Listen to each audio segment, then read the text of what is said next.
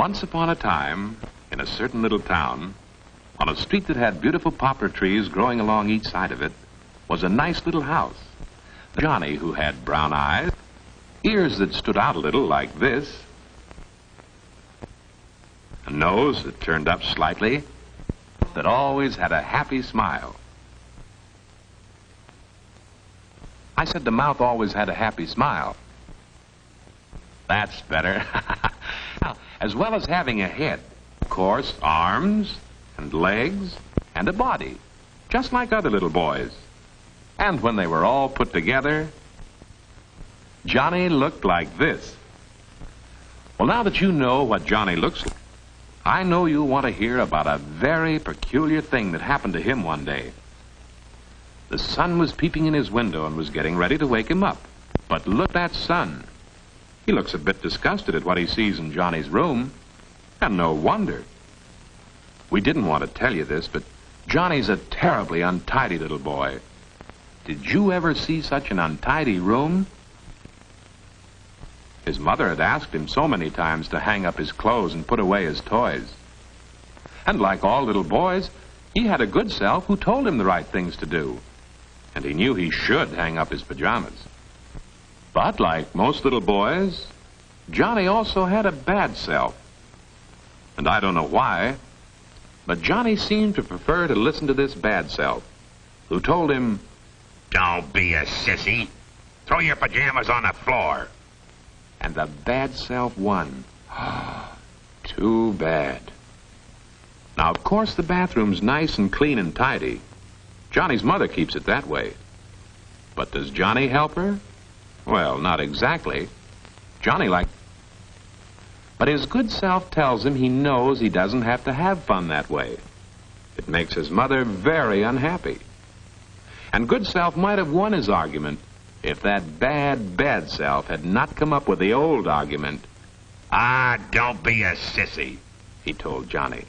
Make all the mess you want. And why? Just splash a little water on yourself and dry it off. Nobody'll know the difference. And what's the good of cleaning your teeth?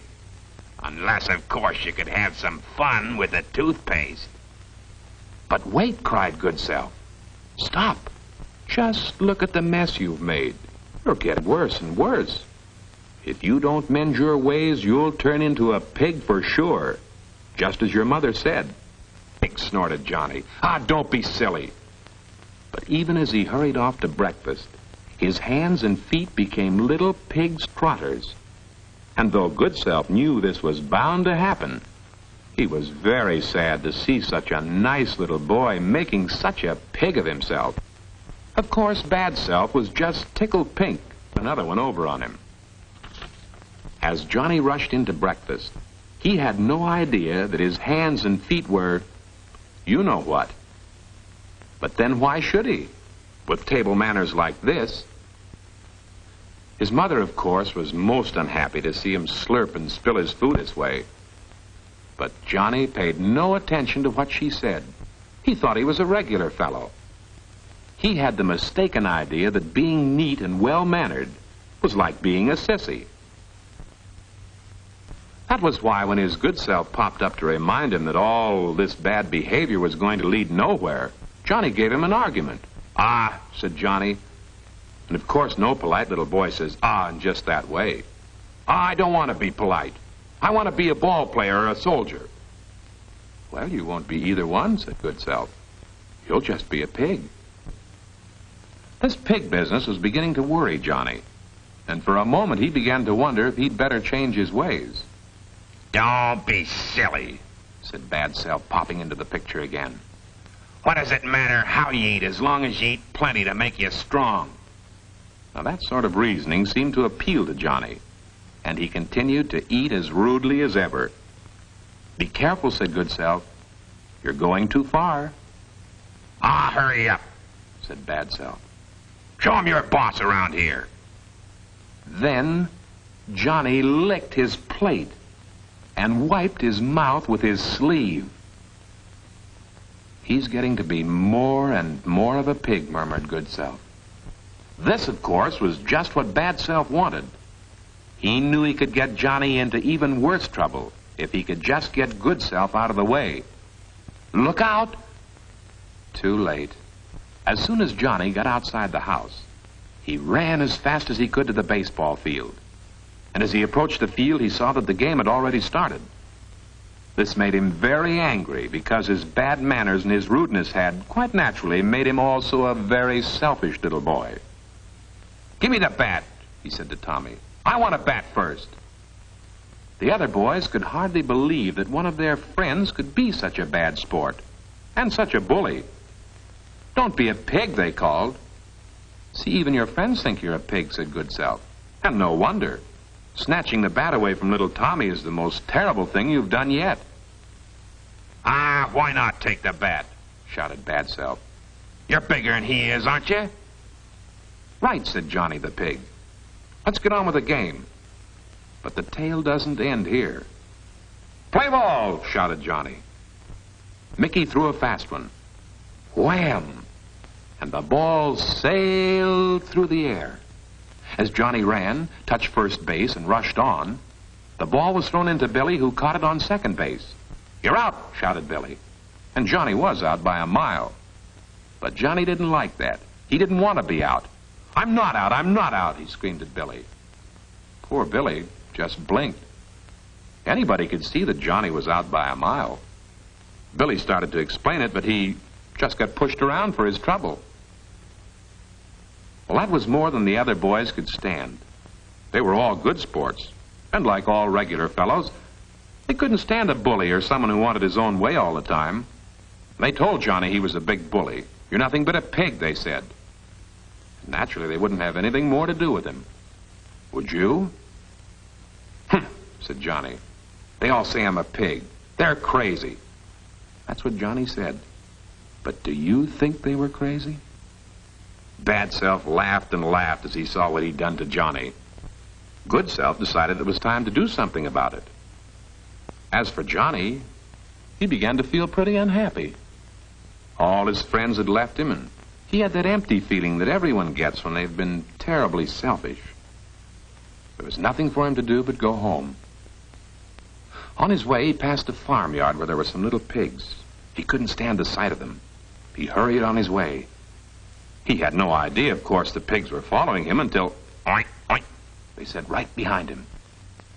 "Shoo, shoo," said Johnny to the pigs. Go on home." But the little pigs just stood there and smiled at him. They thought this was fun. They'd never seen a pig with clothes on. Johnny was pretty worried by this time, so he started to run. The pigs ran right behind him. So he ran faster. And the faster Johnny ran, the faster the pigs ran. So Johnny ran still faster. He'd never run so fast before. Puffing and blowing, he arrived at last at his home, swung in the gate, and slammed it shut. Only then did he feel safe from those terrifying little pigs. In the garden, he found his little dog Rover, lying asleep under a bush, waiting for him. Johnny smiled again. Let his friends call him a pig. Let them walk away from him. Rover was a true friend. Rover wouldn't let him down. "Hi, Rover," he called. The dog awakened as soon as he heard that familiar sound. "Oh, boy," said Rover to himself. "Johnny's here to play with me." And off he ran to greet his little master. "Whoa," said Rover. "What is that funny-looking thing that sounds like Johnny?" Rover decided he didn't know. But whatever it was, he didn't like it. He ran like a flash with howls of dismay, sped like a rocket toward the bushes, and disappeared. Cautiously, he peeped out and blinked. Johnny tried hard to stop a tear from rolling down his cheek. This was the hardest blow of all. Little Rover, whom he'd raised from a pup, with whom he'd romped and played for years, had deserted him. He could stand everything else, but this was too much. He would have to find his mother. Would she run away from him? He'd been very rude and very disobedient. Yes, he'd better see his mother. On the way through the hall, Johnny passed the mirror. Huh? Who was that? Who was that funny-looking creature? He looked at it this way. He looked at it that way. And he looked at it the other way. "Oh, it's me, Southern Catfish! Ma, he yelled. Now he really had to find his mother quickly. "Oh, Mother, Mother," he said, "I've turned into a pig. No one will have anything to do with me, not even Rover. Oh, Mother, I've turned into a pig." "Well, of course you have," said his mother. "You've turned into a pig because you preferred to act like one." "I didn't want to be a pig," said Johnny. I just don't want to be a sissy." "So that's it," his mother said. "You're afraid of being a sissy. Well, just let me show you something." And she turned on the movie projector. "Do you know who those men are?" asked Johnny's mother. "Sure, they're West Point cadets," answered Johnny. "That's right. And see how smartly they march. Notice how clean and well-kept their uniforms are. Do you think they're sissies?" "Well, no," Johnny agreed they couldn't be sissies. Then said his mother, "If the future generals of the United States can keep clean, you should too." Johnny thought about that and agreed it was probably so. But he added, "If I had a uniform like that and were a West Point cadet, I would naturally keep myself clean." Said his mother. "Things like that just don't happen. These young men earned the right to be cadets by being clean and well-mannered first. You can't change from being dirty and bad-mannered into being clean and well-mannered all of a sudden." "You can't?" And Johnny seemed worried. "Well," said his mother, "if you made up your mind to try very hard, perhaps you could." In the academy and the barracks rooms where they live, the cadets study hard and practice being orderly, clean, and tidy. These young men know that without good manners, they will never be good officers. And it's the same thing at Annapolis, where Uncle Sam trains his naval officers. Nobody leans on the table or slurps his food here.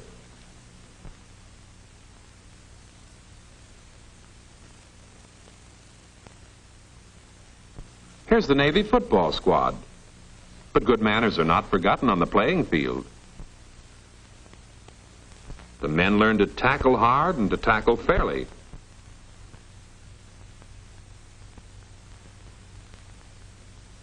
And how to kick, and how to develop their muscles.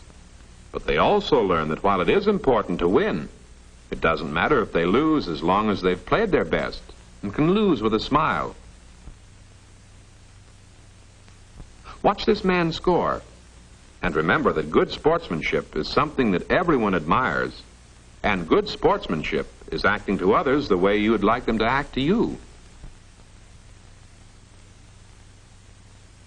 So remember, Johnny, if you want to play ball like this and get a cheer like this,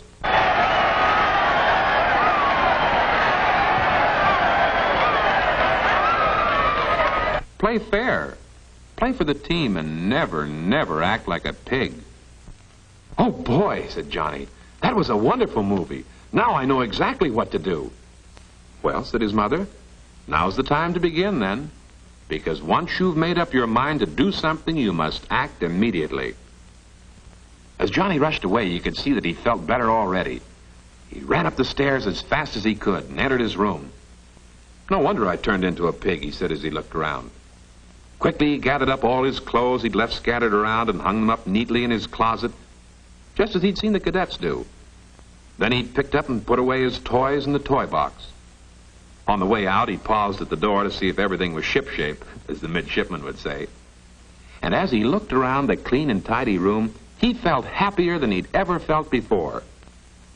Suddenly, he noticed that his pig's trotters were once more his own hands and feet.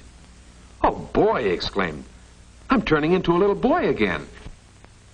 And he was so encouraged that he hurried even faster to get on with the job. In the bathroom, he hung up each towel in its place, put everything back where it belonged, and yes, sir, he even put the cap back on the toothpaste.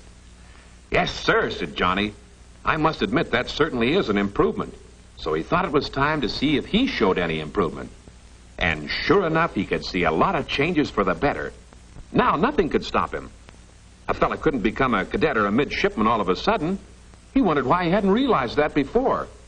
At lunchtime, Johnny sat up straight at the table as he'd been taught to do, arranged his napkin properly, and instead of reaching for the food, asked his mother to pass it for him. This time there was no slurping or spilling or splashing of food. Johnny was eating like a little gentleman, and proud of the fact that he knew how to do so. "Johnny," said GOODSELF, popping up again, "you look more and more like yourself." Johnny grinned as he wiped his mouth with a napkin.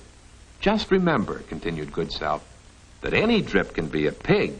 It takes a smart guy not to be one." "Roger," said Johnny. And what do you know? His pig's ears disappeared. "Don't be a dope," cried BADSELF. "You're to have more fun taking my advice. Do you want to be a sissy?" "Being polite and well-mannered is not being a sissy," said Johnny. "Listening to you doesn't get a fella anywhere." And he dropped BADSELF into the sugar bowl. "Good for you," cried GOODSELF as Johnny excused himself and left the table. And just in case BADSELF should cause any more trouble, he jumped on the lid and sat on it. "Well," said GOODSELF, "that takes care of that." And it certainly seemed to. When Johnny arrived at the ball game, the boys were not a bit pleased to see him. "Hi, fellas," said Johnny. But the fellas hardly said a word. The boys expected trouble. But Johnny went over to little Tommy and said, "Here, use my new bat." Then he went over to Jimmy and said, "Here, try my new mitt." "Well, what do you make of it?" Ted asked Bobby. "I don't know," answered Bobby. "But if he wants to play fair, we'll let him play." As the game got going, the boys were more than glad to have Johnny playing with them. He was always on the job, and he played for the team. But when it came Johnny's turn at bat, a shiver of excitement ran through all the boys. So far, Johnny'd been a good sport. How would he act now? The ball came sailing fast and straight toward the plate. Bam! Johnny socked it with all his might, and the ball went winging way, way, way over the field. It looked like a home run for sure.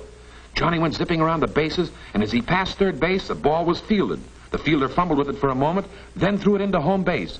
And Johnny and the ball seemed to arrive at the same moment. "You're out," shouted Jimmy in great excitement. And this time the boys were ready in case Johnny put up another argument. But they didn't know our new Johnny. "Shake," said Johnny to Jimmy. "That was a good catch. I thought I was safe, but I was too busy running to see. If you say I'm out, I'm out." That's the kind of sportsmanship the boys like to see.